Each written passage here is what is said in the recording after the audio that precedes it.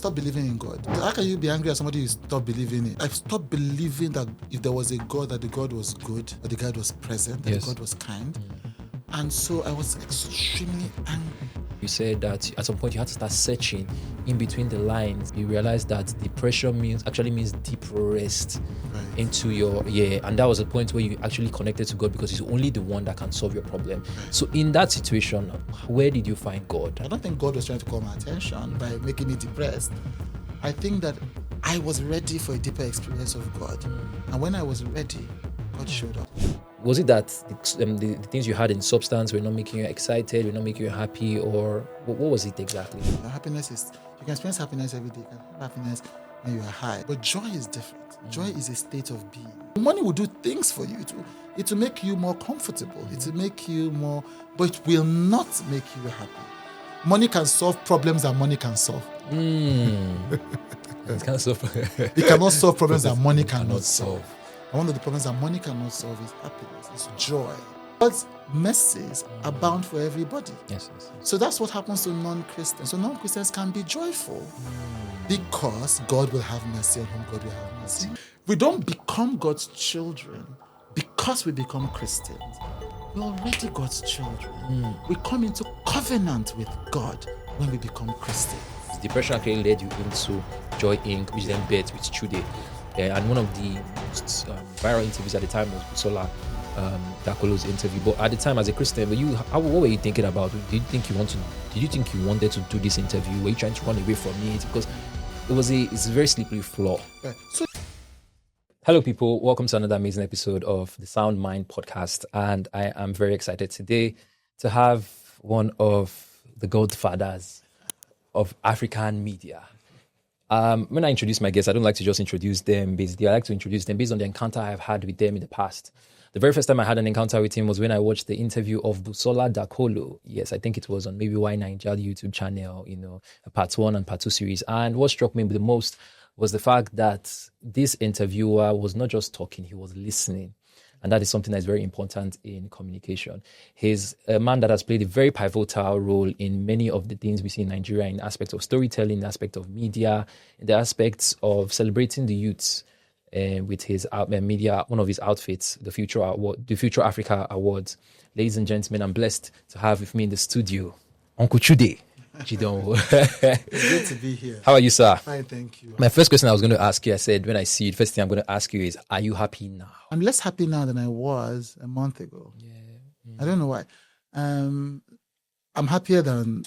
generally a happy baby, but happiness is so important to me. So I notice when I'm less happy, and I've been trying to figure out what's going on. One of it is that you want to know why? Yes, of course. Okay. Because you only ask me. I'm like, okay, I'm over talking. No, one of it is that one of my weaknesses is discontentment.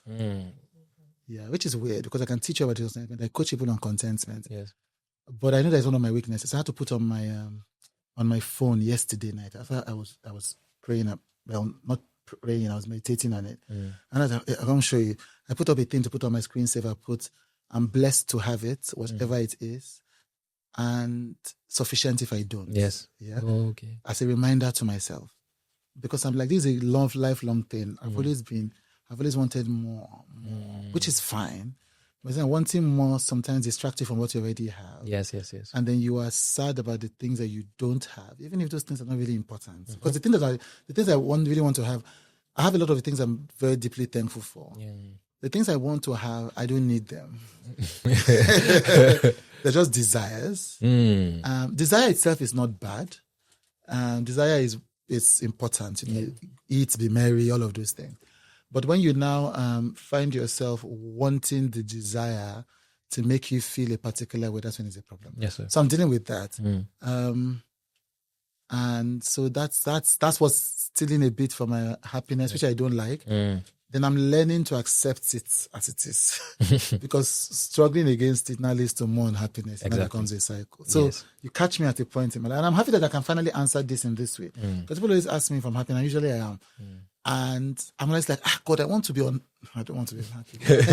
I want to be able to answer this differently. Yes. So it doesn't look like I'm just saying it because Yes, I'm supposed to be the depression teacher. Yes, that's it. That's how I'm feeling now. Yes. Over the past month, you've gone around talking about depression. Yes. I don't want to say you've made it look cool, but you, you've made people, you've mirrored people's realities. Many people have actually gone through these things without knowing that this is what they were going through. And I was reading or watching you said that at some point you had to start searching in between the lines, and then you realized that depression means deep rest into your and that was a point where you actually connected to God because He's only the one that can solve your problem. So in that situation, where did you find God, and how did you find God? So the deep rest quote is not an original quote. It was a publication. So the researcher, a poet, I've forgotten who said, depression is a state of deep rest if you surrender into it. Yes. And that was my experience of it. Like, because you can't do anything, you can't move, you can't function, you can't create. So when you surrender to it, it doesn't even mean that it's pleasant. It means that then you can just, and so it was in that process that I think I found God. Because God never leaves. At all. He's always there. He's very present, So I guess you can say I found God because God was there, but if I wasn't aware of God, then, and it was because I was helpless, completely helpless, utterly helpless. Everything I was trying was failing or not working. All the things I was trying to do to get out of the depression, all the struggling was not working. So I guess I might as well surrender to this moment. And at that point, I was also angry with God in a long time. And, one of my friends used to say something very controversial. She said sometimes we need to forgive God. And Christians were very upset by it. God. How can you forgive God? But I understood what she's saying. The forgiveness is not about God. It's not that God committed a sin. It's like when you say you forgive your mother. If God is a father, then we should be able to... Wow, that's so powerful. Yes, so God is not going to be offended. I'm not like Christians always believe as if God is this shrinking violet. Oh my God. God, like a Pastor Lajin said to me one time, God is not afraid of your sin. Like God is not like, oh my God, this person committed a sin. I cannot be God anymore. So, when people hear that, they get offended on God's behalf. What she was saying was, we feel emotions. We are angry at God. It doesn't mean that God is not perfect. It means that we are the ones that are angry. Yes. And then we forgive the person that we are angry at. Yes. It's not a reflection necessarily of the person. It's a reflection of our own process. Yes. So I was angry at God, just like, how can God forsake me? I write it in my book. I used a very cuss word. Just because at that time I stopped believing in God. Or it's weird because how can you be angry at somebody you stop believing in? It's like I stopped believing that if there was a God, that the God was good, that the God was present, that the God was kind. And so I was extremely angry. And at the end of the day, I said, I'm not doing this Christian thing anymore. So I said, okay, before we leave, I decided I was going to stop being a Christian. I said, okay, before we do it, let me be sure. So I said, okay, I was going to read the Bible again for the second time from cover to cover. Cover to cover. And I was going to read some books on atheism. I was going to read them at the same time. And the two books should debate in my mind. And whichever one wins, I will follow. That was literally what I said to myself. And I honestly felt that the Bible wasn't good. I always felt that I'm just doing this Bible thing because since this is what we know, let's just test it one more time. By that time, I decided that atheism, or at least agnosticism, which is the pose that we don't know if there is a God or not, which is where I was. I'm like, if there is a God, I can't notice this God. So it's better to assume that there is no God since the God is obviously not present. Yes. And so I already assumed that I was going to become an agnostic. But I said, let me just read this 2 weeks again. And so in reading, and then this time I was not reading the Bible like the word of God. I wasn't afraid of God anymore. I was like, why am I afraid of you? What did you do to help me? I was reading the Bible as a book. Okay. If you are true, you better prove yourself to me. If you are not true, then I'm out of here. And then as I was reading the Bible, I discovered God inside. I can't tell you what verse. I know the number of verses that have stuck with me through that period. But it was as if, not that I was not afraid of God anymore. It's as if I was meeting a different God than the God I thought I was, what I thought God was. And I liked this God. And I felt comforted by this God. I felt understood by this God. I felt loved. By this God. Not just loved recklessly, I think, by this God. And it wasn't just a beautiful thing to think about it now. And that's how I came back to my faith. Just reading the Bible. One of the verses that struck me, I think was Jeremiah 29:13. And you shall seek me and find me if you search for me with all your heart. Yes, sir. And I don't know what it was about that struck me, because it's like in the question I realized, okay, was I searching for God with all my heart? Was I searching for God because I wanted to get particular benefits? Yes. And I think at this stage, because all the benefits I was used to had gone, so it felt like, okay, I'm just looking for joy, and I was like, please, if there's a God, just give me joy, just give me joy.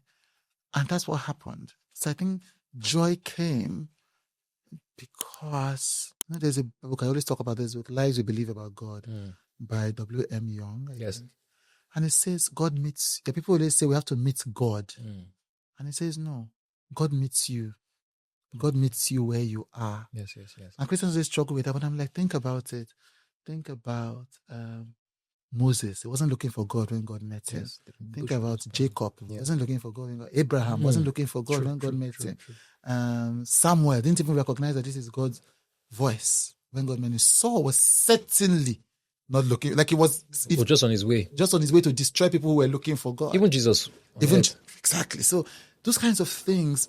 In fact, it's so powerful that you say this. Because when I want to say that to Jesus one, I stop because they're not stone me. That is no. But yes, but people, God, it's God that makes us where we are. So I think that when God realized, when my heart was ready, then God showed himself and said, so I don't think God, that thing Christians say, God was trying to call my attention. I don't think God was trying to call my attention by making me depressed. I think that I was ready for a deeper experience of God. And when I was ready, God showed up. Wow. That's so powerful, because I've heard you say you grew up in Ijesha-Tedo, and oftentimes you've also said that you never missed your childhood. That you were always fantasizing adulthood and everything. And reading your story, the progression, you actually made it very early. I did. Co-founding the company, working with the government at a very young age, little or no experience, but you were doing it at the time, So at that time, were those things not enough to make you happy or excited, working with the government, having a company, you guys were making money, So was it that the things you had in substance were not making you excited, were not making you happy, or what was it exactly? It's two things. One is that in my book, I differentiate between happiness and joy. Happiness is, you can experience happiness every day. You can have happiness when you are high. You can experience happiness when you are in worship. You can experience happiness when you are eating a box of chocolate. You can experience happiness. So happiness always comes from many people, comes and goes. Yes. But joy is different. Joy is a state of being. Joy is a state of being where you operate from a place of knowing that everything is okay already. That you are at one with, that God is with you. You're at one with God constantly. Yes. You can forget but mostly you are in that. It's a state of rest, a state of being. And so that's what it was that I did. So that now joy produces more happiness. Yes. Yeah. And it produces happiness that doesn't depend on external things. More importantly, that state of joy, the joy comes from inside. And so that's what I was missing. I didn't have the joy that came from inside. I had the joy that depended on external things. So that was the thing. So no matter what I accomplished, it couldn't fill the void inside. Yes. And so I kept doing more of it to try and feel. So thinking that more of that is what is going to fill the void. It's like now when I was telling you about experiencing more unhappiness. And I'm like, okay, I need to find, before I would have gone out. So I'm spending more time in. In fact, I was like, maybe it's because I'm doing too much public engagement. So maybe now I'm not externalizing my thing. And I'm like, okay, so I need to do less.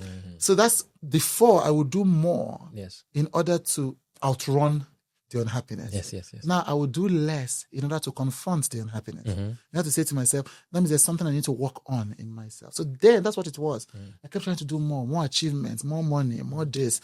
And there's nothing wrong with more achievements and more money. I always say to people that a car will not make you happy. Yes. But a car will make you comfortable. 100%. So know what the car is good for. If you're looking for, so it's not, when I say money doesn't make people happy, people get upset. Like, no, I'm not saying, no, I'm saying the money will do things for you. It will make you more comfortable. It will make you more, but it will not make you happy. So what I didn't realize was that money was for certain things. Money can solve problems that money can solve. It can't solve. It cannot solve problems that money cannot solve. And one of the problems that money cannot solve is happiness, it's joy.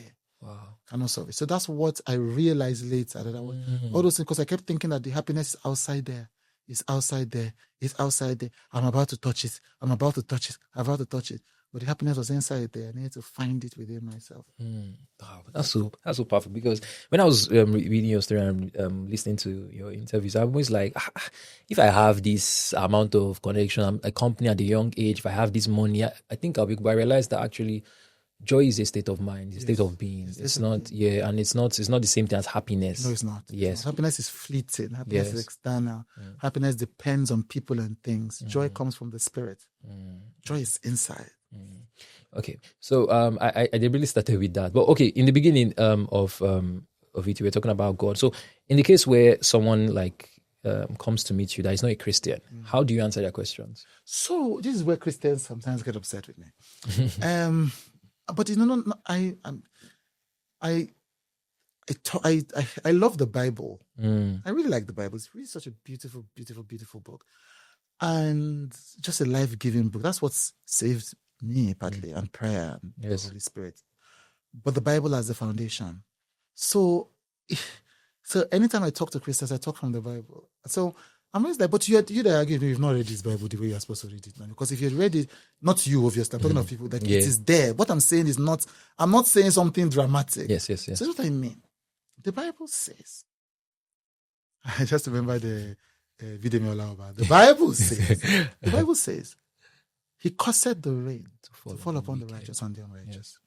That means that, then the Bible says there's no temptation come upon man, but that is come unto man first. Yes. Then before God will now come ahead, but first there's no temptation. So taken together, it means that what I interpret, and there's some other verses in Ecclesiastes and others, about how God treats those who believe and those who don't believe. Anything that's available to human beings is available to the righteous and unrighteous. Literally. So after God says all these things, confess your matter, be saved, all of that. And God says, I will have mercy on whom I will choose to have mercy on. Not Muslim, not Christian. So it's like in law, it's like a discretionary allowance. It's like VCs in Nigeria used to have a discretionary slot. Yes. So if you pass JAMB, all of that, you can be admitted. But the VP will now have 5% where he has authority. Yes. So in law, it's even between law and equity.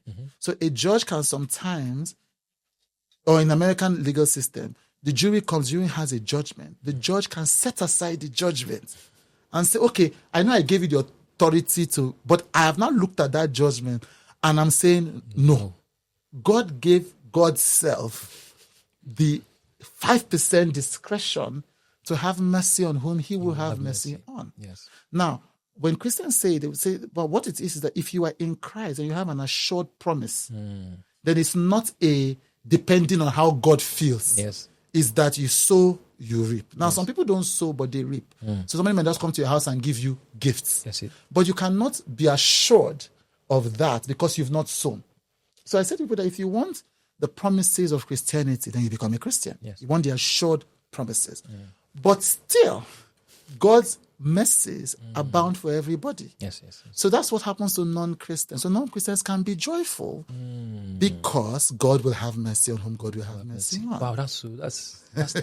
I didn't expect you to break it down like that because I was wondering that the bias is only for Christians. Yes, but that's what makes Christians upset because they think so. You've not really become a Christian if you want God to punish your enemies. Because Jesus Christ said, forgive those. Let's say I love Jesus. Forgive those who despitefully use you. That is it's not just that they are wicked. Like if they are just wicked and they are going, you can forgive them. Yes. No. If they've come to you, they've stolen your money, they've abused you to their friends, they've slapped your child, stole from you. They've stolen this, they've attacked you. Yes. Those people are the people that God is saying you should forgive. He even say pray for them. Pray for them. And so so Christians, Muslims are like, most Christians are like two people in the Bible that we don't hear about a lot. Now we hear about the prodigal son's brother. Yes. And which of them? Which one is the Asheju one, Mary or Martha? Is Martha. The one that went to be cooking. Yes. Is Martha. Yes. Most Christians are like the prodigal son's brother and Martha.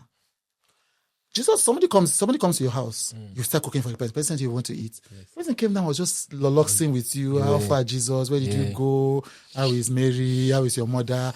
And then the other one comes and sees the joy, the unending joy. And it's like, but me, I've been working hard for this joy. And how can you just give it to this person that's not working hard for it? Not done anything. Then the prodigal son, we all know that one. Yes. It's like, but I've been toiling. Like, I've been doing everything. Everything. Why? So it's almost like no, my brother should suffer. Yes. So most of us Christians are like that. The reason why we don't want to believe that non-Christians can have joy is because we are like, how can we be fasting, praying, everything, tithing, and somebody else just gets it? Just shows up easily and gets it. So that's our struggle. But that's not biblical. I don't mind if it was biblical, then I would believe it. Believe it. It's not what the Bible teaches. The Bible teaches that anybody can have joy. If they tap into a series of principles, yes, they can have assured joy. Yes. But anybody can have joy. So the world is available to all of us. It's like how Christians are now discovering that you don't need to be a Christian to be rich. I'm like, but why do you even need to just discover it now? Have you not been in the world all your life? Have you not read the Bible? The kings that the Israelites were fighting were all rich. The woman that came to give gifts to David and Solomon, they were all wealthy. Wealthy. It is not God gives the power to make wealth, yes, but he gives to all men liberally. And upbraided not. So that's the thing Christians struggle with. They struggle with it. It's righteousness consciousness. It's righteousness consciousness. And it's not their fault. They were taught these things. Yes. So it's not, they didn't wake up one morning. They were taught these things. They were told. And so I learned from reading the Bible myself that that's not how God is. That God, joy is our birthright. Because we are all God's children.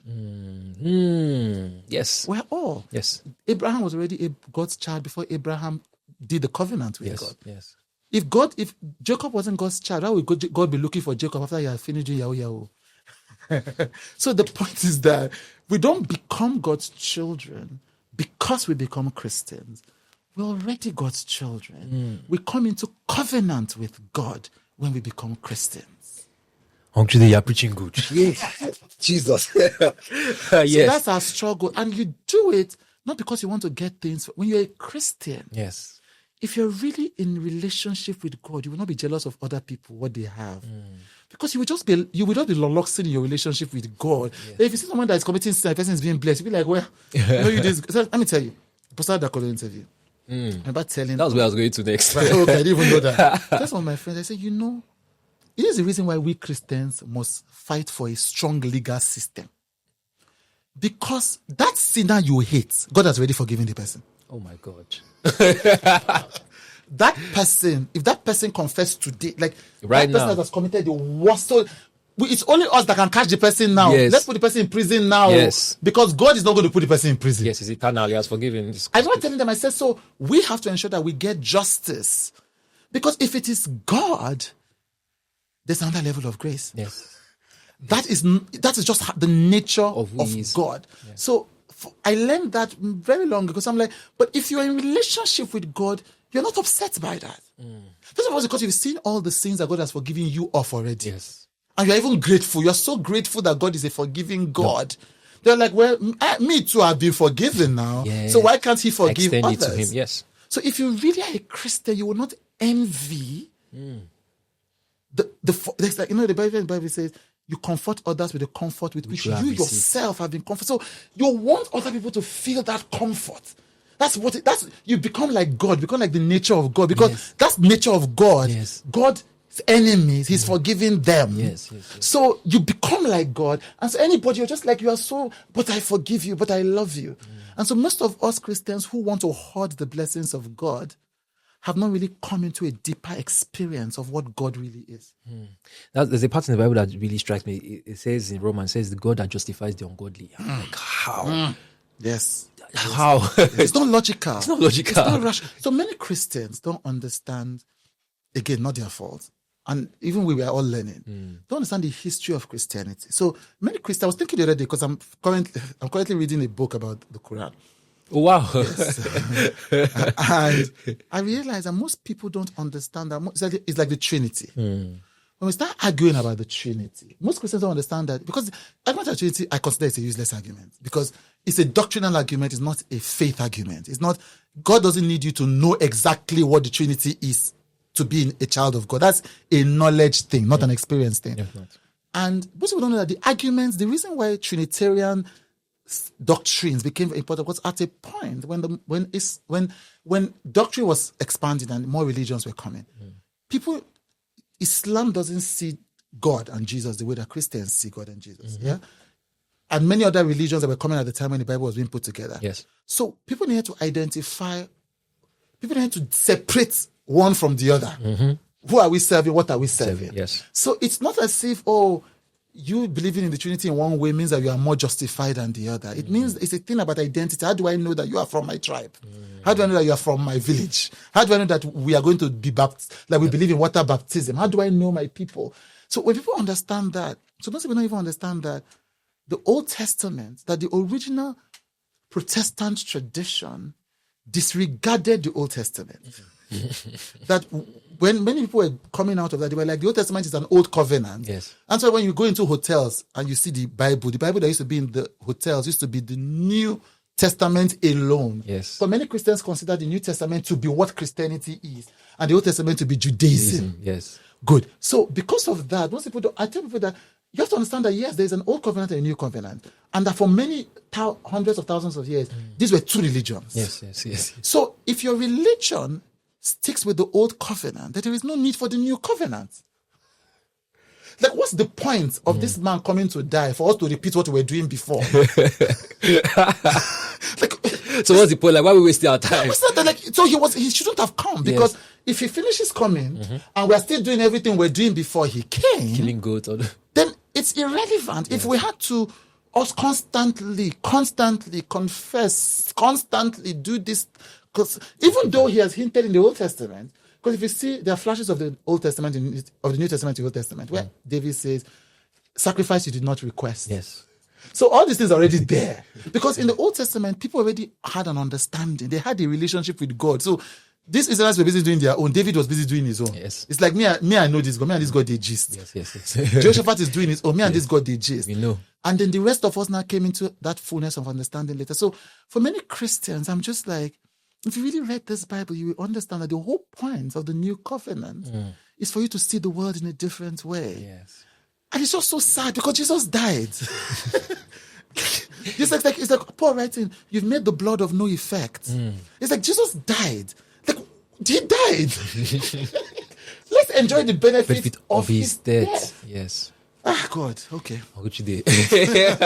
I'm not even kidding. Like, you're giving me a show. But anyways, let's come back. Let's circle back. Okay. So, yes, you've spoken in depthly about depression and how God actually wants to reach out to everyone and actually wants his children, because we are all his children, to be happy. And I think you have shed enough light on that. But I want now to go into the beginning, because depression actually led you into Joy Inc., which then bet with Chude. And one of the most viral interviews at the time was Busola, Dakolo's interview. But at the time, as a Christian, what were you thinking about? Did you think you wanted to do this interview? Were you trying to run away from it? Because it's a very slippery floor. Right. So yes. So the multi movement was sweeping the country, the world. And so I didn't think that it was the time for a man, just at a strategic level, not on the moral level. I didn't think it was the right time for a man to be interviewing a woman about sexual abuse by a man. Yeah. So we kept looking for female hosts who would host it, and the people we asked said no. They were worried, they were afraid. I don't blame them, because I later saw what they were worried about. So it fell on me, because what they had come to meet me as friends, and I read it in my book, was, look, Busola trusts me because of the work we're doing with Joy Inc. and all of that. She wants to share her story. What do I advise? My friend Amfan came to me and said, let's just help them share this story. She needs to tell this story. She wants to tell this story. So it wasn't that they came to me as a host. No. It was that they came to me as a friend that they trusted. And so we looked for the interview. First, I said, you know what? So I read it in the book again, chapter 9, my chapter about fear. So as one day I was feeling sad, because I felt I was failing them, but I haven't found an interview. I need to find an interview. So my friend Umfan was in the car, and I said, Chude, you know you're the one going to do this interview. I'm like, whoa. How? And she said, you're the one. That's what the whole thing is coming to us. I said, okay, that's fine. And I don't like wasting time pretending or saying I don't want to do it. I'm like, let me go and pray. I'll go and pray about this. I'll know by morning. I went, I prayed, I knew by morning. So I said, okay, I'll do it. So I didn't even stress over it. So I wasn't worried. So I wasn't. So it wasn't because I didn't want to do it, but because I wanted a woman to do it. But once there was nobody that I had contacted, that we had contacted, that wanted to do it, so I went and did it myself. I wasn't worried if this is the subtext of the question about what Christians were going to think. Yes. Many parts of the institutional church have not forgiven me since then, and it's one of the things that makes me sad about the church. So I think it's the first time I've ever seen it. And this is what people always say in my own show. Yes. If you can go and track how many times I was speaking in churches before the Busola Dakolo interview and how many times I spoke in churches after. Yeah. It was just dramatic. So now I don't want to name names, but there's a hugely popular pastor in Nigeria who said we should not do the interview because this is his spiritual daughter or whatever. And he's upset with me till today because, well, maybe not upset with me, but he was upset with us at the time for going ahead with the interview. Like, we didn't listen to him as a spiritual father. And I'm like, what has this got to do with a woman's story? Like, even her father should not be able to tell her not to do what an adult chooses to do.